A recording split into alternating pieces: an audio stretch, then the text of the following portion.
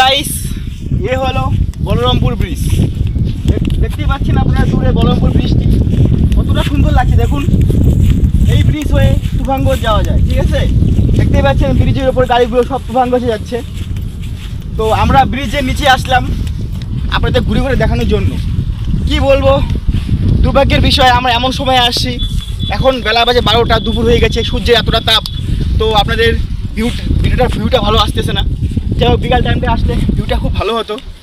আর নদীর জল পুরো নীল, কি বলবো, এখান থেকে দূর দূরান্তে মানে দেখাই যাচ্ছে না, এতটা বিশাল আকৃতি। কি বলবো গাইস, সত্যি এই জায়গাটা এতটা সুন্দর হবে আমি ভাবতেও পারিনি।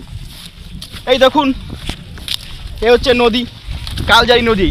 এই নদীটার নাম হচ্ছে কালজারি নদী। আগে তো ব্রিজ ছিল না, আগে মানুষ নৌকো পারাপার করতো, এখন নৌকো পারাপারের চল বন্ধ হয়ে গেছে। তো এখন মানুষ এই ব্রিজ হয়ে যাতায়াত করে। দেখুন জল পুরোটা নীল, খুব সুন্দর লাগছে।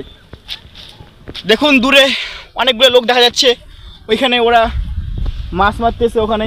যাই হোক আশেপাশে ঘাটের পাশে কিছু নৌকাও রয়েছে, এই নৌকো হয়ে মাঝিগুলো মাছ মারে, সেই মাছ আবার টাউনে গিয়ে বিক্রি করে। যাই হোক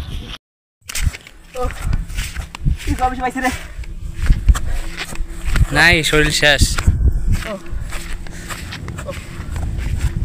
কি বলবো বন্ধুরা,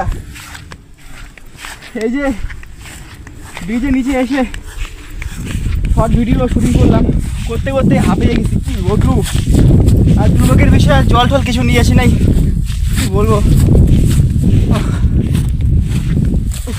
এখন সেই ঘাটে যাইতে পারলেই বাসি, শরীর কাটা দিয়ে আসছে এই রোদ্রে।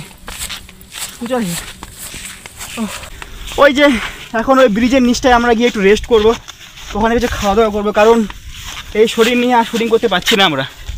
ওখানে গিয়ে রেস্ট করবো ভাবতেছি, কারণ ছায়ার মধ্যে একমাত্র ওই জায়গাটাই এদিকে জল আছে, ছায়া আছে। এদিকে জল রে, ওদিকে চল।